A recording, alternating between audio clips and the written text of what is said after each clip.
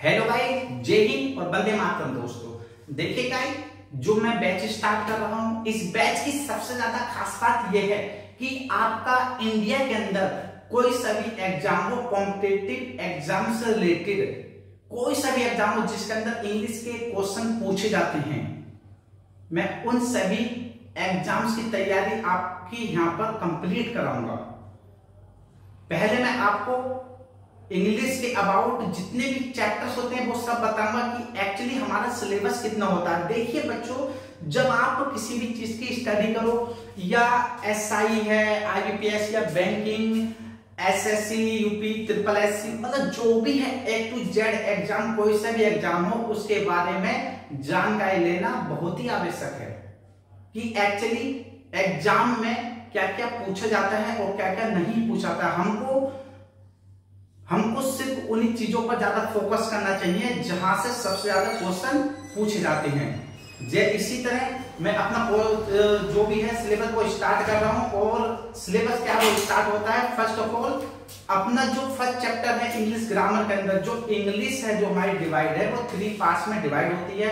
जो 3 पार्ट्स होते हैं, फर्स्ट ऑफ ऑल आप यहाँ पर देखते रहे ना, आपको वन साइड स्क्रीन पर दिखाई दे रहा होगा कि एक्चुअली हमारा कौन कौन से चैप्टर होते हैं और कहां कहां से क्वेश्चन पूछे जाते हैं। हम सिर्फ और सिर्फ इंग्लिश के अबाउट ही डिस्कस करेंगे कि किस चैप्टर से क्या क्या पूछा जाता है और क्या क्या नहीं पूछा जाता है, कौन कौन सा चैप्टर एक्चुअली हमको पढ़ना चाहिए।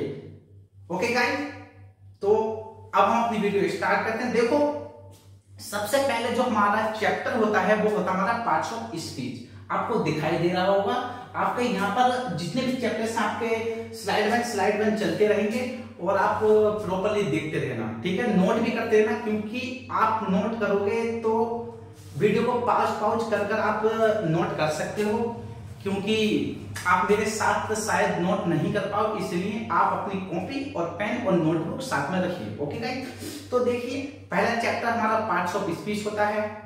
सेकंड चैप्टर हमारा सेंटेंसेस एंड टाइप्स होता है। थर्ड चैप्टर हमारा होता है टेंस। नेक्स्ट चैप्टर होता है हमारा noun, pronoun, verb, adverb, adjective, preposition, conjunction, interjection. और नेक्स्ट होता है हमारा क्वेश्चन टैग। क्वेश्चन टैग से बात को हमारा आता है कंडीशनल सेंटेंसेस। कंडीशनल सेंटेंस से बात को आता है वॉइस। वॉइस के बाद हमारा नेक्स्ट चैप्टर जो होता है वो आता है हमारा नरेशन। और नरेशन के ठीक बाद हमारा आता है 16 नंबर का हमारा आता है आर्टिकल। जो 16 चैप्टर जो आपको दिखाई दे रहे हैं, 16 चैप्टर, इनको अगर आप सही से प्रॉपर्ली मेरे बेस्ट से अगर आप सही से प्रैक्टिस करते हो या सही से पढ़ाई करते हो, डेफिनेटली आप अपने किसी भी चीज का एग्जाम हो इंडिया के अंदर इंग्लिश से रिलेटेड, आप उस एग्जाम में डेफिनेटली 80% मार्क्स डेफिनेटली लेकर आओगे। बट इसके लिए आपको ग्रामर से ही काम नहीं चलेगा। देखिए, कोई भी चीज स्टार्ट करो तो उसके बारे में जानकारी लेना बहुत ही आवश्यक है। ये बात मैंने आपको पहले ही बताई थी। तो हमारा जो इंग्लिश सिलेबस है वो हमारा 3 डिवाइड्स में बटा हुआ होता है। पहला होता है ग्रामर, दूसरा होता है हमारा वोकैबुलरी, तीसरा होता है कॉम्प्रिहेंशन। ग्रामर के मैंने जितने भी लेसन होते हैं 16 के 16 1 बाय 1 आपको बता दिए हैं कि कौन से चैप्टर से क्वेश्चन पूछे जाते हैं। दूसरा आता है हमारा वोकैबुलरी। वोकैबुलरी में सबसे पहला होता है हमारा synonyms, एंटोनियम्स। Synonyms, एंटोनियम्स, idioms, phrasal verbs. Phrasal verb से आता है हमारा होमोफोन्स।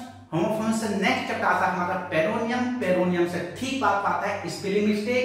स्पेलिंग मिस्टेक से बात आता है वन वर्ड सब्स्टिट्यूशन।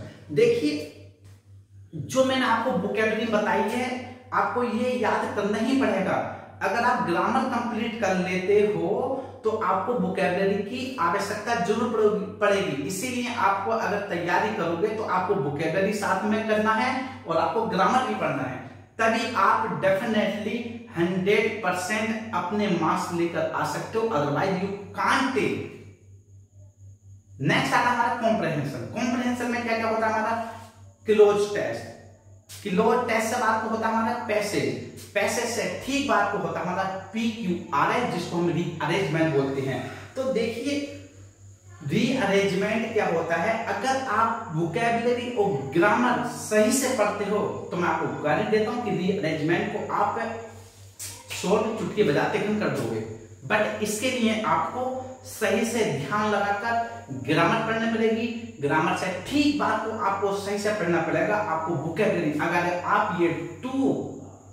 अगर आप ये ग्रामर और वोकैबुलरी 2 स्टेप कंप्लीट कर लेते हो तो डेफिनेटली आप कॉम्प्रहेंशन खुद से खुद कर लोगे, जैसे चुटकी बजा लेते हैं। तो आपको इसके लिए ये करना ही पड़ेगा। जैसे कि देखिए हमारा जो चैप्टर जो नेक्स्ट स्टार्ट होगा, आपको बताया था कि पार्ट्स ऑफ स्पीच है।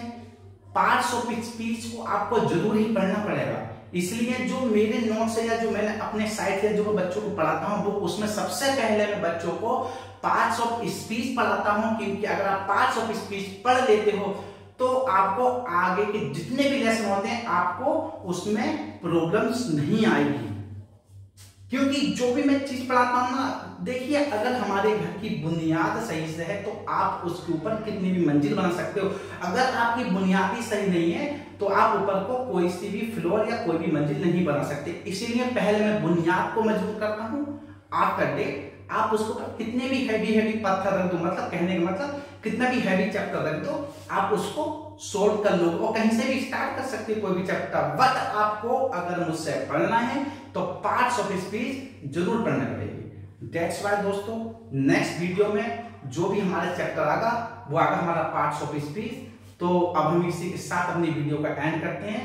जय हिंद और वंदे मातरम दोस्तों।